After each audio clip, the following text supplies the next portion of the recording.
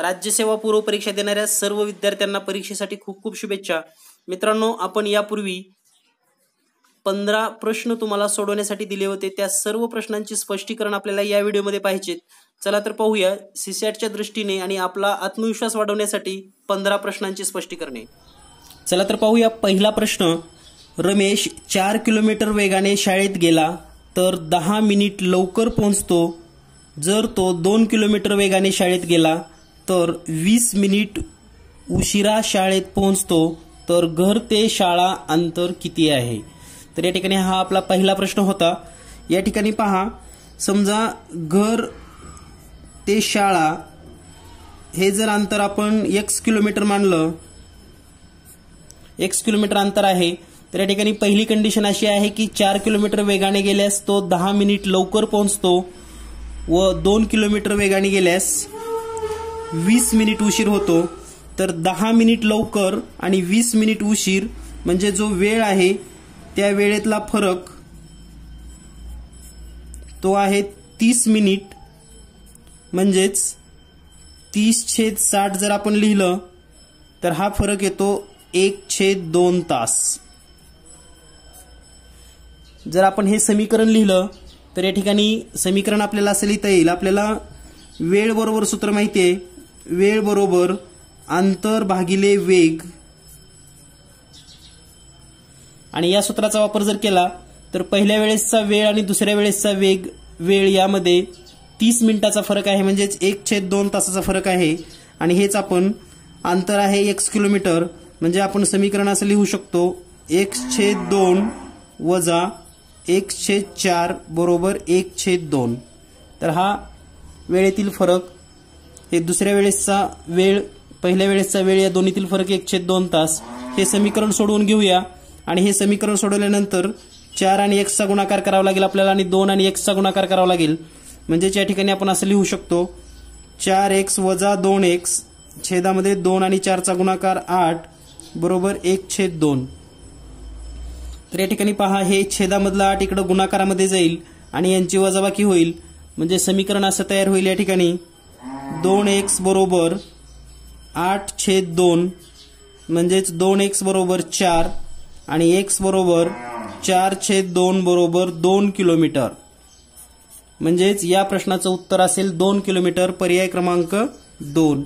यानंतर पाहूया आपण प्रश्न दुसरा। प्रश्न दुसरा आहे आपला, चौरसाच्या कर्णा इतकी त्रिज्या घेऊन काढलेल्या वर्तुळाचे क्षेत्रफळ व चौरसाचे क्षेत्रफळ यांचे गुणोत्तर काय असेल? तर या ठिकाणी पहा, समजा आपण जर चौरसाचा, या ठिकाणी चौरसाचा कर्ण बरोबर जर आपण x गृहीत धरलं तर वर्तुळाची त्रिज्या जी असणार आहे, वर्तुळाची त्रिज्या ही पण xच असेल। तर या ठिकाणी पहा, आता चौरसाचं क्षेत्रफळ जर काढायचं असेल आपल्याला, कर्ण माहित असेल, तर चौरसाचे क्षेत्रफळ बरोबर कर्णाचा वर्ग छेद 2 हे सूत्र आहे, म्हणजे या ठिकाणी याचं क्षेत्रफळ येईल x चा वर्ग छेद 2। त्यानंतर वर्तुळाची त्रिज्या आहे x आणि वर्तुळाचं जर क्षेत्रफळ काढायचं असेल आपल्याला तर पाय r वर्ग हे सूत्र आहे, म्हणजेच पाय x चा वर्ग। आता यांचं जर आपल्याला गुणोत्तर काढायचं असेल तर ते गुणोत्तर आपण असं लिहू शकतो x वर्ग छेद 2 आणि छेदामध्ये पाय x वर्ग, हे पाय पाय कटेल आणि या ठिकाणी जर आपण विचार केला पाय पाय कटल्यानंतर हे उत्तर येईल, हे 2 पुन्हा छेदामध्ये येईल, म्हणजेच 1/2 पाय होईल। तर या ठिकाणी चौरसाचं क्षेत्रफळ हे असणार आहे 1 आणि वर्तुळाचं असणार आहे 2 पाय, परंतु आपल्याला विचारताना वर्तुळाचं चौरसाशी विचारले, म्हणजेच 2 पाय 1 हे उत्तर असेल, म्हणजे या ठिकाणी पर्याय क्रमांक 2 उत्तर असेल। तर या पद्धतीने आपण हे प्रश्न सोडवू शकतो। यानंतर पाहूया प्रश्न 3। या ठिकाणी पहा, आपल्याला प्रश्न क्रमांक 3 दिलेला आहे। प्रश्न क्रमांक 3 आपल्याला सांगितला होता की कल्पेश त्याच्या घरातून निघून 2 किलोमीटर दक्षिणेला आला त्यानंतर तो डाव्या हाताला 45 अंशातून वळला आणि रुपेशच्या घरी गेला. हे अंतर दिलेलं आहे 2 वर्गमुळात 2 किलोमीटर इतकं. त्यानंतर रुपेशच्या घरातून तो सरळ शाळेमध्ये आलेला आहे. हे अंतर 4 किलोमीटर आणि आकृतीत दाखवल्याप्रमाणे या ठिकाणी जर असा लंब टाकला तर हे 2 किलोमीटर आणि हे 2 किलोमीटर आहे. तर आपल्याला घर, शाळा ते कल्पेशचे घर हे अंतर विचारलेलं आहे. तर हे अंतर काढत असताना आपल्याला हा काटकोन त्रिकोण गृहीत धरावा लागेल. हा काटकोन त्रिकोण होईल आणि या काटकोन त्रिकोणाच्या बाजूचा जर विचार केला, हा 45 अंशाचा कोण आहे, हा 90चा आहे आणि हा पण 45चा आहे.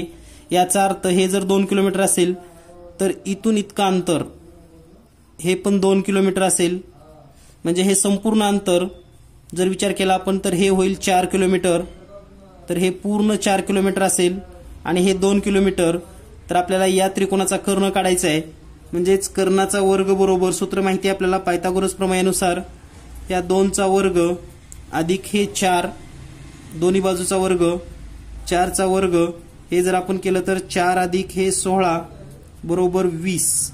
म्हणजेच कर्णाचा वर्ग बरोबर 20 आलेला आहे. दोन्ही बाजूचं वर्गमूळ काढा. म्हणजेच कर्ण बरोबर वर्गमुळामध्ये 20. आता वर्गमुळामध्ये 20 आपल्याला या ठिकाणी पर्याय दिसत नाही. तर ह्या वर्गमूळ 20 ला आपण असं पण लिहू शकतो, वर्गमुळामध्ये 4 गुणिले 5 आणि ह्या 4चं वर्गमूळ निघेल 2 आणि वर्गमुळात 5 असंच राहील. तर या पद्धतीनं या प्रश्नाचं उत्तर येणार आहे पर्याय क्रमांक 1. घर ते शाळा हे अंतर 2 वर्गमुळामध्ये 5 किलोमीटर इतका असेल. तर या पद्धतीनं हा प्रश्न सोडवून घेऊयात. यानंतर पाहूया प्रश्न क्रमांक 4. प्रश्न क्रमांक 4 आहे, ए ने 12,000 रुपये व बी ने 18,000 रुपये गुंतवणूक करून भागीदारीत व्यवसाय सुरू केला. म्हणजेच ए ने 12,000 रुपये गुंतवले, बी ने 18,000 रुपये गुंतवले. 9 महिन्यानंतर बी ने आपली गुंतवणूक परत घेऊन बाहेर पडला. तर सी त्याच वेळी भागीदारीमध्ये 15,000 रुपये गुंतवले. म्हणजे बी 9 महिन्यानंतर बाहेर पडला आणि सी ने गुंतवणूक केली. आणखी 6 महिन्यानंतर ए ही आपली गुंतवणूक घेऊन बाहेर पडला. 2 वर्षानंतर म्हणजे आफ्टर 2 इयर सुरुवातीपासून एकूण 9,450 रुपये नफा झाला. तर ए चा वाटा किती असेल. तर हे गणित सोडवत असताना आपल्याला फक्त एक ओळीमध्ये उत्तर याचं कसं काढता येतं ते सांगतो मी तुम्हाला. तर या ठिकाणी पहा, ए ची गुंतवणूक 12,000 रुपये. ही गुंतवणूक त्यांनी किती महिन्यासाठी केलेली आहे हे पाहूया. तर सुरुवातीपासून ए महिने म्हणजे ए ची गुंतवणूक 12,000 रुपये.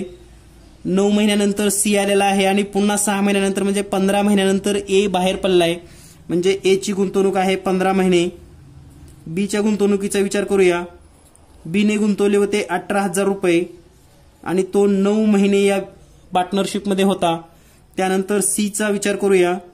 सी ने गुंतवले 15,000 रुपये व तो 9 महिन्यानंतर झाल्यावर आला होता. म्हणजेच या ठिकाणी 15 महिने त्याची गुंतवणूक असेल. आता या सगळ्यांचं जर गुणोत्तर काढलं तर या ठिकाणी हे 3 0 3 0 3 0 तिन्हीचीही कटली. त्यानंतर या ठिकाणी आपल्याला असं मिळेल 12 गुणिले 15 छेदामध्ये 18 गुणिले 9 पुन्हा छेदामध्ये 15 गुणिले 15. या ठिकाणी पहा आणखी आपल्याला ह्याला भाग घालता येतो. तर या ठिकाणी 3 चौक 12 3 संग 18 3 पाची 15 त्यानंतर 3 पाची 15 3 त्रिक 9 3 पाची 15. म्हणजे या ठिकाणी आपल्याला उत्तर मिळेल हे 20 6 त्रिक 18 आणि 5 5 25. हे यांचं गुणोत्तर किंवा यांचा जो नफा असणार आहे त्याचं प्रमाण असणार आहे. याला जर आपण एक्सचा विचार केला तर हे 20x अधिक 18x अधिक 25x म्हणजे एक्सच्या पटीमध्ये असं जर समजलं आणि टोटल नफा आहे 9,450 रुपये. या सर्वांची बेरीज करून घ्या. ही बेरीज येईल आपल्याला 63x बरोबर 9,450 आणि x बरोबर 9,450 भागिले 63 करा. हा भागाकार आपल्याला सोडवावा लागणार आहे. मी तुम्हाला या ठिकाणी डायरेक्ट भागाकार सांगतो. तर याचं उत्तर भागाकार केल्यानंतर आपल्याला मिळणार आहे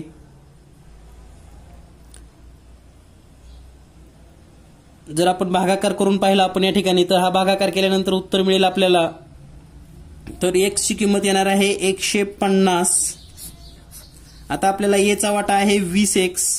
20x म्हणजेच 20 गुणिले 150 बरोबर 3,000 रुपये. तर या ठिकाणी पर्याय क्रमांक 1 हे उत्तर असणार आहे। तर या पद्धतीने हा प्रश्न तुम्हाला सोडवावा लागणार आहे। सगळ्यात महत्त्वाचं म्हणजे नफ्याचं गुणोत्तर हे किंवा नफ्याचं जे काही प्रमाण असतं ते त्यांची एकूण गुंतवणूक आणि किती महिन्यासाठी केली आहे, किती वर्षासाठी केली आहे याच्या गुणोत्तरावर अवलंबून असतं, हे या ठिकाणी लक्षात घ्यायचं आहे आपल्याला। यानंतर पाहूया प्रश्न क्रमांक 5। प्रश्न क्रमांक 5 आहे, ए हा व्यक्ती बी च्या दुप्पट काम करतो, बी हा व्यक्ती सी च्या तिप्पट काम करतो, एकट्या बी ला एक काम पूर्ण करण्यास 20 दिवस वेळ लागतो, तर ए बी सी तिघांनी एकत्र काम केल्यास एकूण किती दिवस लागतील। तर या ठिकाणी पहा, एकट्या बीचं काम म्हणजे बी ला एक काम करायला 20 दिवस लागतात। आता ए हा बी च्या दुप्पट काम करतो, म्हणजे ए हा बी च्या दुप्पट काम करतो। ए ला जर 20 दिवस लागत असतील, बी ला जर 20 दिवस लागत असतील तर ए ला 10 दिवस लागतात।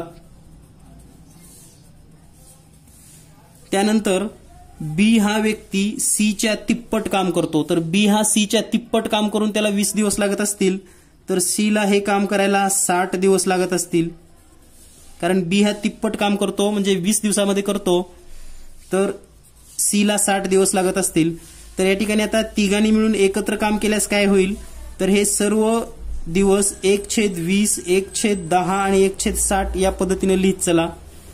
त्यानंतर या सर्वांची बेरीज करायची असेल तर छेद समान करून घ्यावा लागेल, आणि छेद समान करायचा असेल तर या ठिकाणी 3 न गुणावं लागेल, म्हणजे हे 3/60 होईल। या ठिकाणी 6 न गुणावं लागेल, म्हणजे हे 6/60 होईल, आणि या ठिकाणी 1/60। आता या ठिकाणी छेद समान झालेला आहे, वरच्या अंशांची बेरीज करून घ्या। 6 3 आणि 6 9 आणि 1 10, म्हणजे या ठिकाणी येईल 10/60। तर याचं व्यस्त प्रमाण करायचं म्हणजे 60/10 करायचं, तुम्हाला उत्तर मिळेल 10 1 10, 10 1 60, म्हणून 6 डेज तिघजण मिळून 6 दिवसामध्ये पूर्ण करतील। पर्याय क्रमांक 3 उत्तर बरोबर आहे। यानंतर पाहूया प्रश्न क्रमांक 6। प्रश्न क्रमांक 6 आहे या ठिकाणी, 300 मीटर लांबीच्या रेल्वेस विजेचा खांब ओलांडून जाण्यास, या ठिकाणी प्रश्न आहे 300 मीटर लांबीच्या रेल्वेस विजेच्या खांबास ओलांडून जाण्यासाठी जेवढा वेळ लागतो त्याच्यापेक्षा 5 सेकंद जास्त वेळ त्याच दिशेने 18 किलोमीटर प्रति तास वेगाने जाणाऱ्या मोटारसायकलीस ओलांडण्यास लागतो, तर रेल्वेचा वेग किती। मोटारसायकलची लांबी आपण नगण्य समजलेली आहे। तर या ठिकाणी पहा, रेल्वेमध्ये वेळेचं जर सूत्र काढायचं असेल तर वेळ बरोबर 18/5 गुणिले रेल्वेचं अंतर आहे 300 मीटर। आता या ठिकाणी रेल्वेचा वेग आपल्याला काढायचा असेल तर रेल्वेचा वेग आपण x मानूया। तर या ठिकाणी रेल्वेचा वेग x घेतलेला आहे, तर हा वेळ लागणार आहे खांब ओलांडण्यासाठी। त्यानंतर दुसरा जो वेळ दिला आपल्याला तो एका सायकल स्वाराला ओलांडण्यासाठी, म्हणजेच 18/5 गुणिले रेल्वेची लांबी 300 मीटर। आता या ठिकाणी वेग पहा, एकाच दिशेने जात आहेत, त्याच दिशेने आहे, म्हणजेच रेल्वेचा वेग x वजा हे 18 किलोमीटर करावं लागेल। तर हा आहे सायकल स्वाराला ओलांडण्यास जाण्यासाठी वेळ। तर या वेळेमध्ये आणि या वेळेमध्ये 5 सेकंदाचा फरक आहे हे आपल्याला सांगितलंय, म्हणजेच आपण समीकरण असं लिहू शकतो, हे 18 गुणिले जर 3 केलं तर या ठिकाणी 18 त्रिक 54, छेदामध्ये 5 आणि x चा गुणाकार करा 5x, आणि या ठिकाणी पण जर गुणाकार केला तर तो येणार आहे 4500, आणि छेदामध्ये जर गुणाकार केला तर 5x वजा 18 पंचे 90। तर या ठिकाणी जे समीकरण आपल्याला सोडवायचं आहे ते समीकरण सांगतो तुम्हाला। तर ते समीकरण आहे 4500 छेदामध्ये 5x वजा 90 वजा 5400 छेदामध्ये 5x बरोबर 5। तर पहा, हे सोडवल्यानंतर तुम्हाला x ची किंमत फाइंड आउट होणार आहे, ती म्हणजे 72 किलोमीटर प्रति तास। आता हेच गणित लवकर कसं सोडवायचं ते तुम्हाला सांगतो, याची ट्रिक्स कशी आहे किंवा हे सोप्या पद्धतीने जर सोडवायचं असेल तर कसं सोडवता येईल तर पहा मित्रांनो, या ठिकाणी जे पहिले दोन समीकरण तुम्ही मांडलेले आहेत, या ठिकाणी x आणि x वजा 72, या ठिकाणी पर्यायामधल्या किमती घ्या तुम्ही, तुम्हाला लक्षात येईल. तर पर्यायातली किंमत जर समजा 54 घेतली तर किती अंतर येतं, आणि इथं पण 54 ठेवल्यावर किती वेळ लागतो हे पहा. 72 ठेवल्यानंतर पहा, 90 ठेवल्यानंतर पहा, 36 ठेवल्यानंतर पहा. तर तुमच्या लक्षात येईल या ठिकाणी जर 72 ठेवलं आपण तर या ठिकाणी 18 1 18, 18 चोक 72 आणि 4 पंचे 20, तर या ठिकाणी 15 सेकंद वेळ लागेल. आणि या ठिकाणी जर 72 ठेवलं तर 72 मधून 18 गेले 54 राहील, आणि हे जर सोडवलं तर या ठिकाणी 20 सेकंद वेळ लागेल. हा 5 सेकंदाचा फरक जो पर्याय ठेवून मिळेल तो पर्याय आपला बरोबर असतो. तर या पद्धतीने तुम्हाला हे पुढचं सोडवायची काहीच गरज नाही. तुम्ही या ठिकाणी हे दोन सूत्र मांडल्यानंतर 5 सेकंदाचा फरक कोणता पर्याय वापरल्यानंतर येईल इतकं जरी शोधला तरी तुम्ही हा प्रश्न सोडवू शकतात. यानंतर पाहूया प्रश्न क्रमांक 7. प्रश्न क्रमांक 7 आहे, वडील व मुलाच्या वयाचे गुणोत्तर 11:2 असून आणखी 8 वर्षानंतर त्यांच्या वयाचे गुणोत्तर 13:4 होईल, तर मुलाच्या जन्माच्या वेळी वडिलांचे वय किती असेल. तर या ठिकाणी पहा, या ठिकाणी हा प्रश्न सोडवत असताना आपल्याला समजा सुरुवातीची जर कंडिशन विचार केली, 11x आणि 2x, म्हणजेच वडिलांचं वय 11x आणि मुलाचं वय 2x आहे. याच्यामध्ये जर आणखी 8 वर्ष मिळवले तर हे गुणोत्तर होणार आहे 13/4. म्हणजेच सुरुवातीचं त्यांचं गुणोत्तर आहे सध्याचं 11:2, म्हणून 11x आणि 2x, आणखी 8 वर्ष मिसळल्यानंतर गुणोत्तर होईल 13/4. तर हे समीकरण आपल्याला सोडवून घ्यायचं आहे. या 4 ने इकडे जर गुणाकार केला तर तो गुणाकार येईल 44x अधिक 8 चोक 32 बरोबर, या 13 ने इकडे जर गुणाकार केला तर 13 दोन्ही 26x अधिक 13 गुणिले 8चा गुणाकार करा 104 येईल. तर हा तिरकस गुणाकार केल्यावर आपण हे इक्वेशन समान लिहू शकतो. यानंतर या ठिकाणी आपल्याला हे 26 इकडे वजा करायचं आहे आणि 32 तिकडे वजा करायचं आहे, म्हणजे आपल्याला असं होईल 44x वजा 26x बरोबर 104 वजा 32, आणि हे वजाबाकी केल्यानंतर तुम्हाला या ठिकाणी वजाबाकी मिळणार आहे 26 आणि 44 म्हणजेच 18x बरोबर, या ठिकाणी वजाबाकी करा, 4 मधून 2 गेले 2 आणि 10 मधून 3 गेले 7, 18x बरोबर 72, म्हणजेच x ची किंमत असेल 72/18, म्हणजे x बरोबर आलेला आहे 4.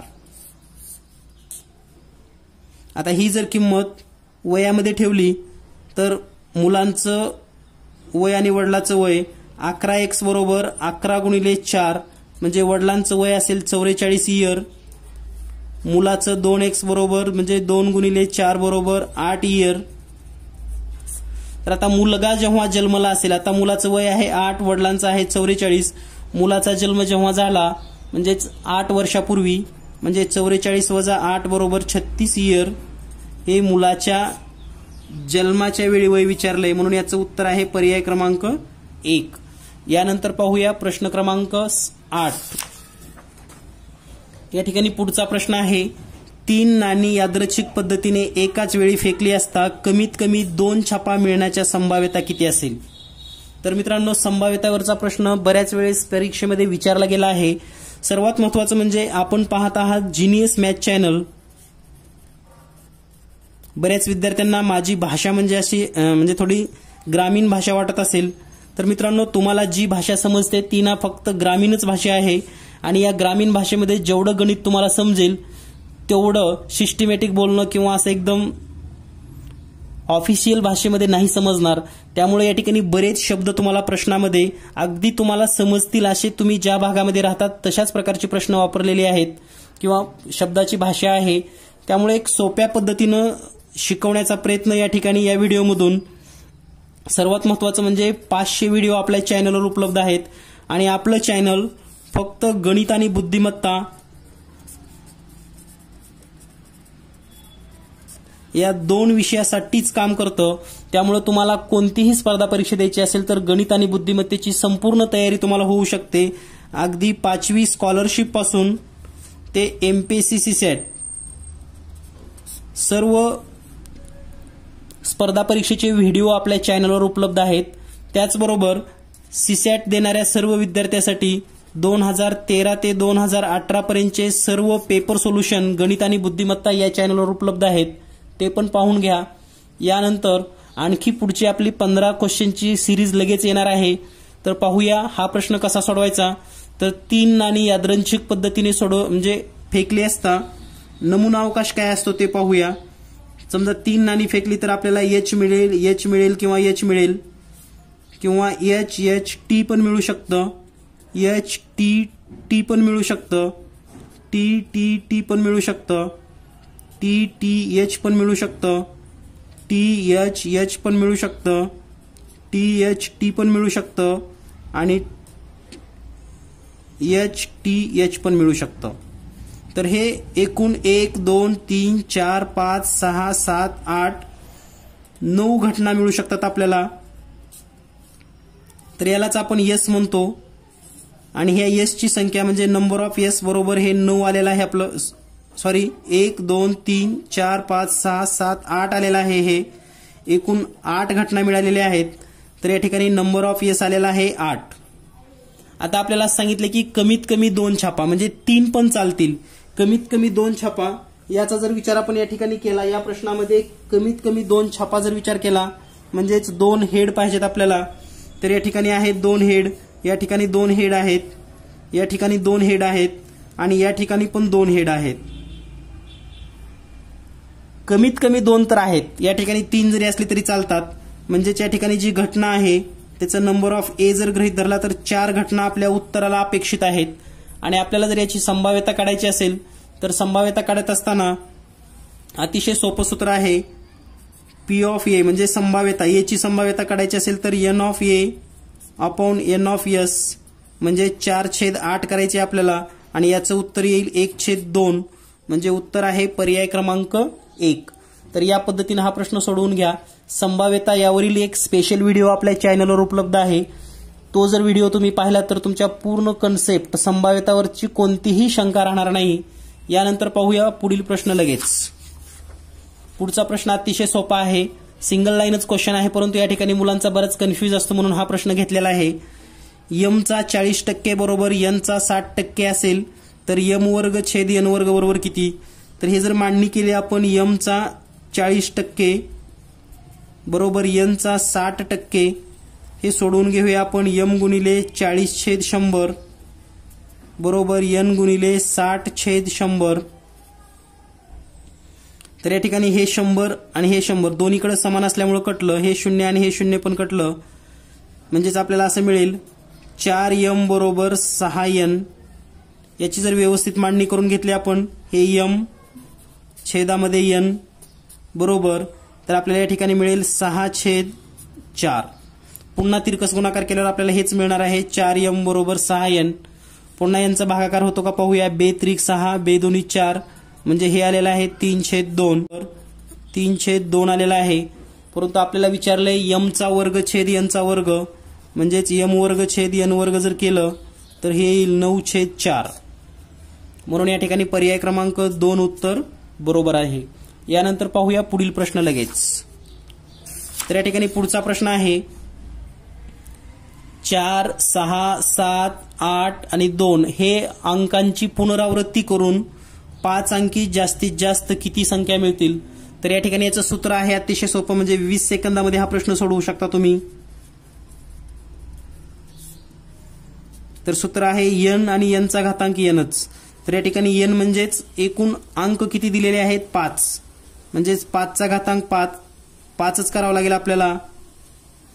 तर या ठिकाणी 5 चा घातांक 5 याचा अर्थ असा आहे की 5 चा 5 वेळेस गुणाकार करायचा आहे आपल्याला आणि हा 5 चा 5 वेळेस गुणाकार केल्यास मिळतो 3125 म्हणजेच 3125 संख्या तयार होतील.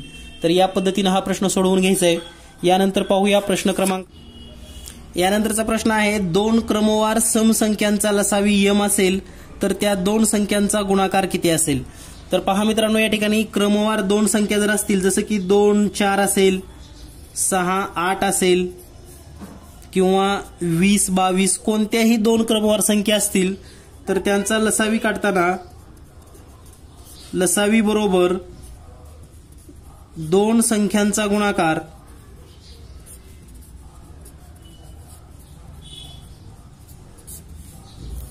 छेद 2 हे सूत्र आहे.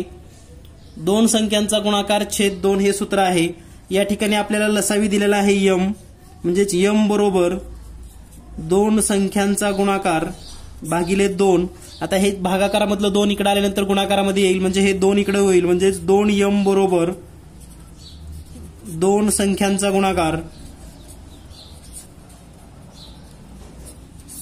तर बराच मोठे मोठे गणित सोडवण्यात छोटे छोटे गणित आपले मिस होतात.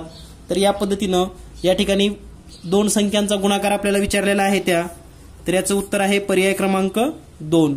तर या पद्धतीनं आपण हा प्रश्न सोडवून घेऊयात. यानंतर पाहूया पुढील प्रश्न. पुढील प्रश्न आहे 2 वर्षाच्या सरळ व्याज व चक्रवाढ व्याजातील फरक आहे 48 रुपये. व्याजाचा दर 4% असेल तर मुद्दल किती असेल? तर यासाठी एक सूत्र आहे, डायरेक्ट आपण मुद्दल काढू शकतो. मुद्दल बरोबर हा जो फरक आहे, फरक गुणिले 100 गुणिले 100 आणि छेदामध्ये लिहायचं आहे आपल्याला दर गुणिले दर. तर या ठिकाणी किमती ठेवा 48 गुणिले 100 गुणिले 100 आणि छेदामध्ये दर आहे 4 गुणिले 4. या ठिकाणी 4 ने भागूया. 4 1 4, 4 1 4, 4 2 12, 4 1 4, 4 3 12, म्हणजे हे 3 गुणिले हे 100 गुणिले 100 हे जर केलं आपण तर हे आपल्याला मिळेल 30,000 रुपये. म्हणून मुद्दल असेल 30,000 रुपये, पर्याय क्रमांक 4. यानंतर पाहूया पुढील प्रश्न. पुढील प्रश्न आहे ए व बी ने पार्टी करण्यासाठी अनुक्रमे 400 रुपये व 200 रुपये खर्च केले. पार्टी चालू असताना अचानक सी त्यांच्या पार्टीमध्ये सामील झाला. शेवटी पार्टी संपल्यावर त्यांनी 300 रुपये भेट दिले. तर 300 रुपये बीचा हिस्सा किती असेल?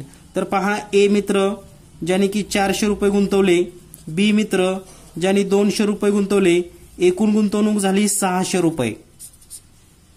आता या ठिकाणी पहा, सी त्यांच्यासोबत आला, तोही पार्टीमध्ये सामील झाला, म्हणजे तिघाचा खर्च झालेला आहे 600 रुपये, म्हणजे प्रत्येकाचा खर्च 200 रुपये झालेला आहे. आता सी ने जाताना 300 रुपये दिले, तर हे नेमकं कोण भेट घ्यायचे? तर या ठिकाणी पहा, सीचा जो काही खर्च आहे, सीचा खर्च तो ए ने घातलेला आहे, कारण 400 रुपये याचे आहेत. बीचे तर 200 रुपयेच आहेत, खर्च 200 रुपये आहे, म्हणजे बी न सी साठी काहीही खर्च केला नाही. जेवढी पार्टी झाली त्याच्यामध्ये 200 रुपयेच गुंतवले होते, त्याचा खर्च 200 रुपये झालाय. तर आता हे 300 रुपये ए ने 200 रुपये स्वतःचे आणि दुसरे 200 रुपये घातलेत, म्हणजे ए ला पूर्ण 300 रुपये मिळणार आणि बी ला 0 रुपये मिळणार. तर या पद्धतीने हे व्यावहारिक दृष्ट्या जर विचार केला तर बी ला जो काही गिफ्ट मिळणार आहे किंवा जे काही 300 रुपयाचा वाटा आहे तो 0 रुपये असणार आहे. म्हणून याचं उत्तर असणार आहे पर्याय क्रमांक 3. यानंतर पाहूया पुढील प्रश्न. मित्रांनो, यानंतर आपला येणार आहे पार्ट 2. पार्ट 2 मध्ये ही अतिशय महत्त्वपूर्ण स्पर्धा परीक्षा, कंबाइंड एक्झाम, सीसॅट, सर्व स्पर्धा परीक्षेसाठी अतिशय उपयुक्त असे 15 सराव प्रश्न आपल्याला पार्ट 2 मध्ये पाहायला मिळणार आहेत. चॅनल सोबत राहा. आपण जर हे चॅनल सबस्क्राईब केलं नसेल तर लगेच सबस्क्राईब करा आणि जास्तीत जास्त मित्रांना शेअर करा. धन्यवाद. Thank you very much.